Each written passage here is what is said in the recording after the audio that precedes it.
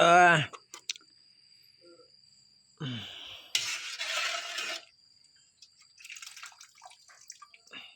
กินข้าวก่อนจะเขาเฮ็ดเวียก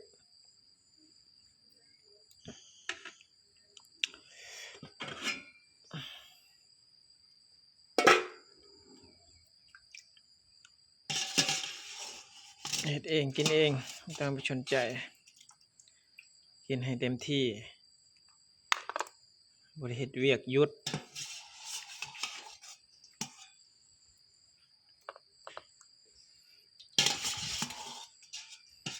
ตัวเล็ก